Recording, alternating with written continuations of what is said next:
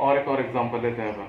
जैसे हमने पिछले लेक्चर में लिया कि अगर इक्विलेटरल ट्राइंगल है तो इक्विलेटरल ट्राइंगल में इसके सेंटर पर जिसका सेंट्रॉइड होगा उस पर मैग्नेटिक फील्ड का क्या फॉर्मूला आया था, तो हम लोगों ने पिछले लेक्चर में स्लाइड में निकाला। अब लेते हैं कि अगर सपोज हम केस 2 बोल दे रहे इसको,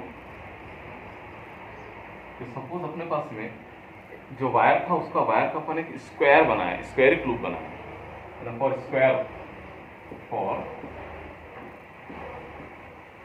स्क्वायर लूप जो हमने फॉर्म किया पॉलीगॉन में, तो कौन सा लूप फॉर्म किया हमने, स्क्वायर फॉर्म किया। सपोज अपने पास में ऐसा ये स्क्वायर है और करंट ऐसा कुछ फ्लो हो रहा है, ओके, क्लॉकवाइज। अब क्योंकि क्लॉकवाइज फ्लो हो रहा था, magnetic field at the centre of the square जो है वो इनवर्ड होगी। अगर एंटी क्लॉकवाइज होता था आउटवर्ड होती।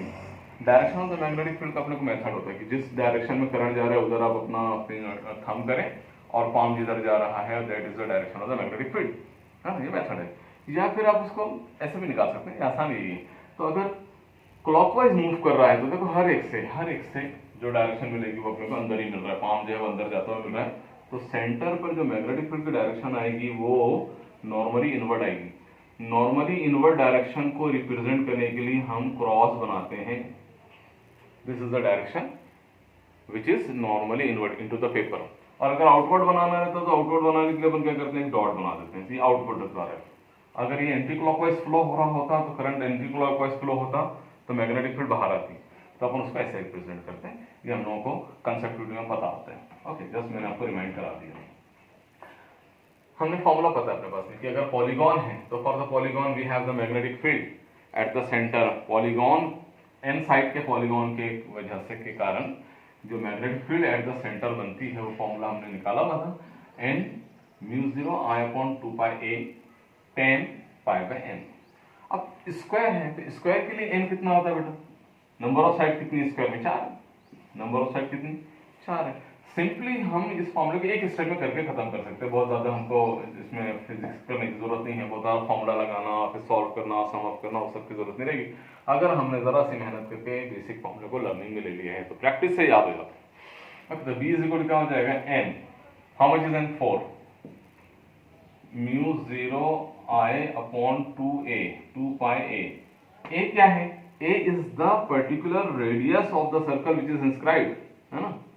देखो ये अगर सर्कल बनाते हैं अपन तो ऐसा सर्कल बनता ना, ये जो सर्कल बना उसका रेडियस है ये side, this length is a, ठीक, ओके।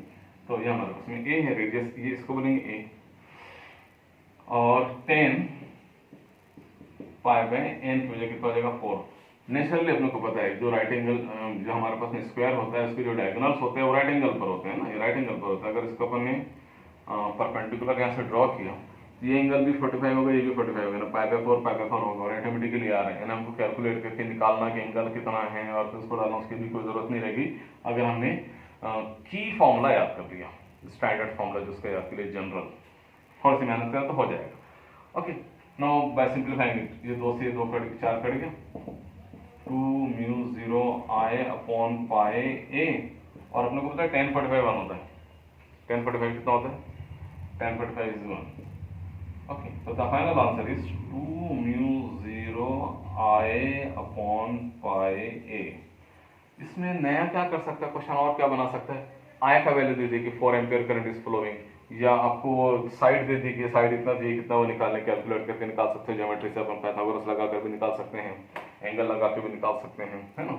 अगर मुझे समझ लीजिए साइड दिया हुआ है और अपने को ये चाहिए ना, हमको साइड दिया हुआ है, द आंसर इज कंप्लीटेड कि अगर ऐसा रहता था, सपोज अपने को ए नहीं दिया हुआ है, ये हमको नहीं पता है, हाँ लेकिन साइड दिया हुआ है, साइड ऑफ द स्क्वायर दिया है या ट्राइंगल का साइड दिया हुआ है, तो अपन वहां पर क्या कर सकते हैं, एंगल पता हो जाता है कि जैसे अपन यहाँ पे इसको सॉल्व करेंगे, जैसे परपेंडिकुलर ड्रॉ करोगे तो 45 हो गया ना, ये 45 हुआ। अब सपोज अगर मुझे दिया ये 2 मीटर है, कितने 2 मीटर, टोटल 2 मीटर, तो नेचुरली वो 1 मीटर हो गई, ये एक हो तो ये भी एक हो जाए, और फिर अपन या तो पाइथागोरस लगा लो या cos sin 45 लगा लो, sin 45 लगाएंगे यहाँ पर, तो sin 45 का फॉर्मूला क्या हो जाएगा, sin 45 is equal to 1 upon a, और इसलिए a इज इक्वल टू क्या हो जाएगा 1 अपॉन sin 45, और 45 कितना होता है, sin 45 कितना होता है 1 अपॉन रूट 2, साइन 45 कितना होता है 1/√2, तो 1/1/√2 इज इक्वल टू √2, यानी a का वैल्यू कितना आ जाएगा √2।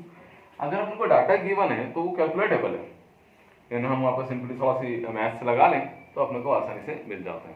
यानी अगर हमको ए ना दिया हो, जैसे हमने इससे पहले और जो क्वेश्चन में किया था ट्राइंगल में, तो वहाँ पर भी हमको उसको कैलकुलेट करते बनता है कि अगर side of the equilateral triangle given है तो कैसे सॉल्व कर सकते हैं। ओके, आप उसको ट्राई करके देखना कि अगर हमको साइड दिया हुआ है तो रेडियस ये वैल्यू कैसे निकालेंगे। Okay, hope the answer.